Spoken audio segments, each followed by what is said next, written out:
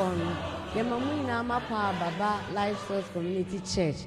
Na ene yepese yedi nkomo efa Life Source Community Church ho. Yepese ehu abakosemfa asafui eho.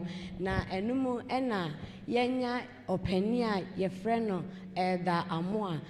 Ono ena asafono ehyaase no ehyaase ewo ne fie enti ene owo yemfinfian ma yepese yene no edi nkita ho Elder mefacho yema wakwa aba beje oso maame yo Elder mefacho asafui aye friend Life Source ehyaase no ehyaase wo fie na kampese mepese yehu se time ben ena ehyaase ben Medasi.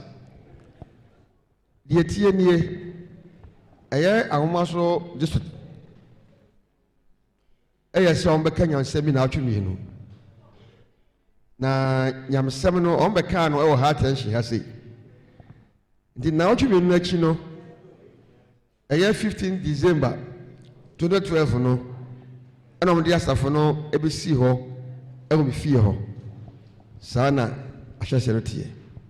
Yedase na enena Elder mepacho ehyaase wo fie honom no na chese na munia asore dan enti time na ye share asafo ne den na yesa na mo time na mo sa esi ma asore dan so medase pa ye share asafo ne den 2014 tena maka ne se nyame bo asafo no betimi ho no enfie mienu ana conference no ebe share asafo ne den enam wo modern bonti nti ye share ne den na chi no ana yenya asase bi fanze 2014 2015 no ena yenya asase bi wo ifie ne nchen wa sana tie ti wonche honoma na munya dan munya asase e de share ma sorry fie no ase nchen wa e honoma na mu say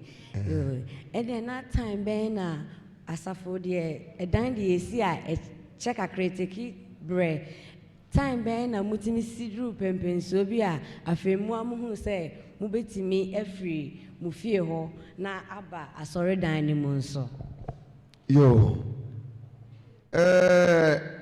yenya asase no asafo mo no body mbo ni semdi kan nti anchakra na yitimi aso da du baby e betimi akoma kosom na yeyi na yeba edan no mu hwase e be some eye emra COVID-19 na chi Ghana ba ye se afiro bi etimi som no sabro no mu ani hwase e ba aso da no ba be some ye da senso ene adofo Abre ye hunu bra asafo ye friend Life Source Community Church no said ye na hyase etie any said ye ababedri ene 10th anniversary ye babedi ye tun safre mu nyina se mum na mo meka ye ho na eye on the 3rd December ye na ya bom eto na bepon ayi na ye na mi hye ye na amen